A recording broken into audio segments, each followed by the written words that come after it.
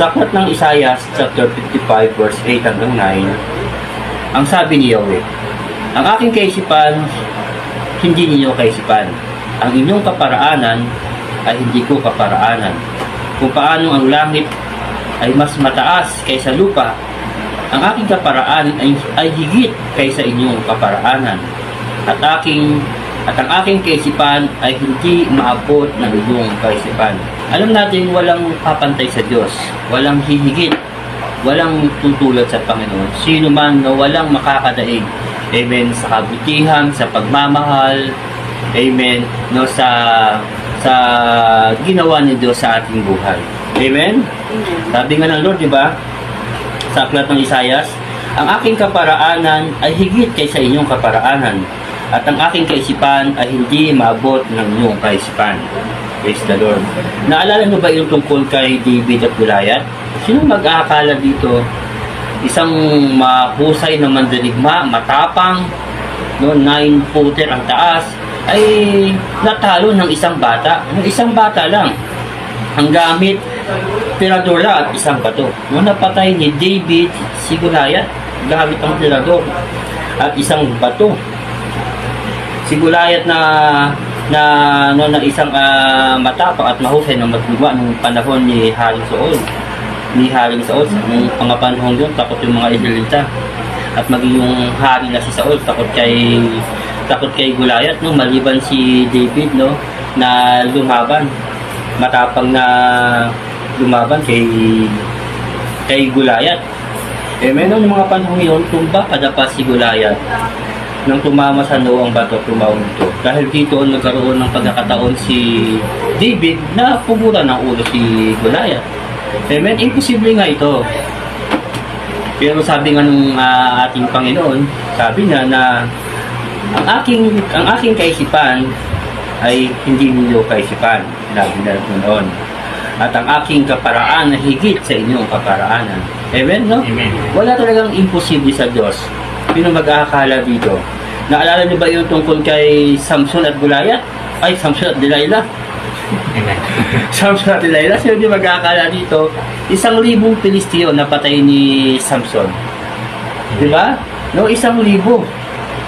Bago namatay si Samson, alam naman natin, bago namatay si Samson, 3,000 Pilisteo na patay niya bago siya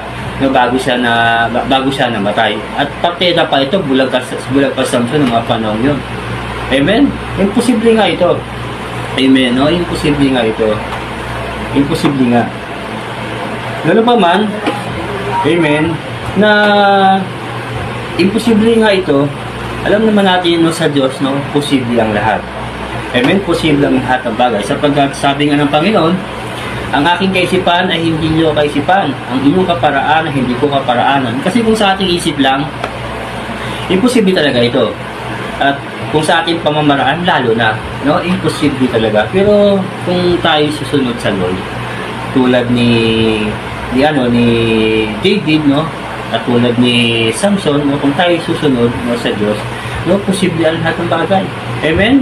No? Sapagkat tutulungan tayo ng Espiritu ng Diyos. Amen? Sinong tutulong? Yung Espiritu ng Diyos. Ito nga sinabi sa aklat ng Juan chapter 16 verse 13. Pero pagdating ng banal na Espiritu na siyang tagapagturo ng katotohanan, tutulungan niya kayo para maintindihan ninyo ang lahat ng katotohanan. Ang ituturo na hindi galing sa kanya, sasabihin niya kung ano lang ang narinig niya at ipapahayag din niya sa inyo ang tungkol sa mga bagay na darating. Sinabi dito, no, pagdating ng banal na Espiritu na siyang tagapagturo ng katotohanan, tutulungan niya kayo. No, tutulungan niya tayo. Number 1, upang mabago yung ugali natin. Paniniwala, pamahiin, pagkilos, pananalita. Amen.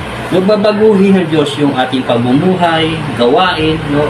Tayo babaguhin ng Diyos pagdating, sinasabi doon, pagdating ng banal na Espiritu.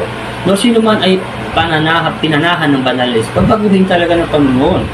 Tutulungan niya kayo, tutulungan niya tayo. Number 2, upang maging matagumpay. No, sa tukso, sa mga problema, mga pagtagumpayan natin, mga hamon sa buhay. Amen. Yung mga problema sa buhay, mga pagtatagumpayan natin yan. No, kapag dumating yung banal na Espiritu sa atin. Amen? No? Sino mang pahanaan ng Espiritu ay may matagumpay. Tutulungan na tayo. Tutulungan na kayo, number 3, upang pagpalain sa financial, material, physical, material, at higit sa lahat sa spiritual na tayo ipagpapalain ng Panginoon nung pag dumating yung banal na Espiritu. Amen? Sino man ay pahanaan ng Espiritu ng Diyos, amen, ay pagpapalain. Number 4, tutulungan na tayo upang magamit itong buhay. No, yung may taas siya sa ating buhay, maparangalan siya, maluwalhati siya. Amen. No, may pagmalaki natin siya, no, may pahayag natin yung kabutihan niya. Amen. No, magagamit nga itong buhay natin pagdating ng banal na Espiritu. Amen. Sino mang pinangahan ng banal na Espiritu, no, magagamit itong ating buhay. Kaya kung susunod lang tayo sa Lord, kung susunod lang tayo, magiging posible ang lahat. Amen? Kung buhay na nagpapalutoo sa inyo, naranasan ko yung pagbabago ng buhay. Amen? Yung pagtatagumpay, naranasan ko yan. Yung pagpalaing, amen? Yung magamit ang Diyos sa buhay. Hanggang ngayon, ginagamit ang Diyos sa buhay. At di pa tapos yung Diyos sa buhay ko para pagpalain ako. Amen? Hindi pa tapos. Nagsisimula pa lang yung Panginoon sa buhay ko.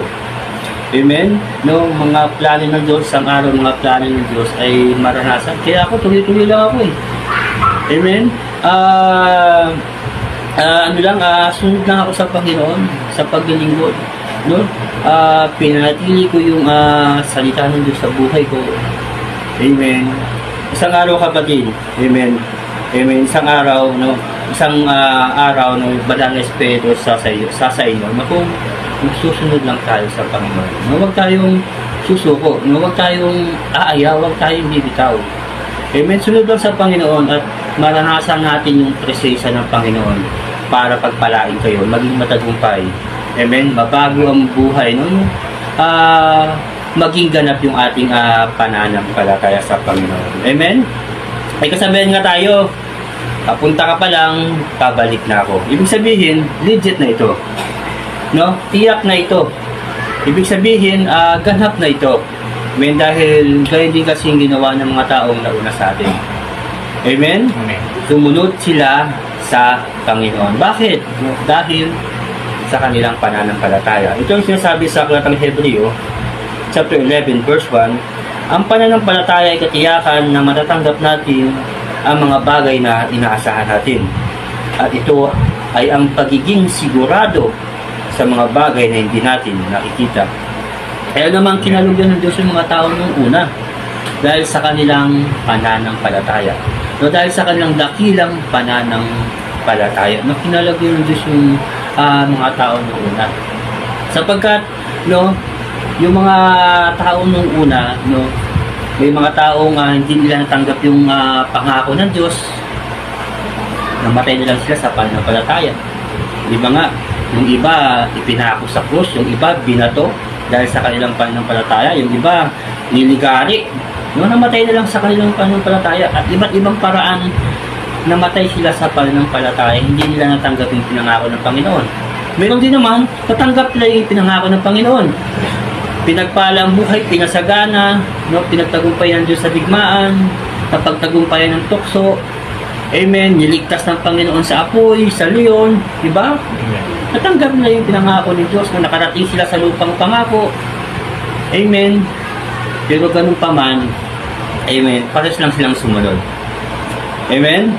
Pares lang silang sumunod dahil tiyak nila, sigurado sila na mamatay man sila ay muli silang bubuhayin ng Diyos, no? Kasama ng ating Panginoong Hesus. Kaya mamatay man tayo o sumabuhay sa pananalig sa Diyos, kapatid, hindi ka iiwan o pababayaan ng Diyos. Amen? Legit na ito, tiyak na ito, sigurado na ito, tulad ng mga taong una. Amen? Hindi sila iniwan o pinabayaan ng Diyos. Hirap ka man sa buhay ngayon, sa pinansyal ay hirap na hirap ka, dami pang utang, hindi na mabayad bayaran, na daragdagan pa. Amen? Hindi na makaon sa utang. Ano-anong pagkakitaan ginawa na, yung iba ng ibang bansa na, at tumagal na ng ilang dekada sa trabaho niya. Wala pa rin nangyari. Puro utang pa rin. Amen? Ito ay bunga ng hindi pagsunod sa kalooban ng Diyos. Sigurado ito, tiyak ito, na hindi sila sumunod sa Lord. Amen? Sapagkat ang Diyos yung nagbibigay. Ang Diyos yung nagbibigay ng gantimpala sa mga masunurin na tao. Amen? Pero kung sumusunod tayo kapatid, tayo na sumusunod sa kalooban ng Diyos, tiis lang tayo. Amen, tiis lang. Hindi man ngayon may panahon. Amen, sapagkat si Jesus kahapon ngayon magpakailanman. Hindi tayo iiwan o pahabayaan ng Diyos. Tuwad ng mga tao noong una. Amen, sunod lang tayo kapatid, tuloy-tuloy lang. Amen, o manatili lang tayo sa paglilingkod. Manatili lang tayo sa paglilingkod. Dahil sabi nga ng Panginoon, pangako niya nung may tamang panahon. Amen, aanihin natin lahat ng sakripisyo natin. Aalihin natin lahat ng pagtitiis natin. Aalihin natin lahat ng pagpapakumbaba, ng paghihirap natin para maitaas lang sunod sa buhay natin, yung mabigyan ng kaluburan ng Diyos sa buhay natin. Aanihin natin yan. May tamang panahon. Amen?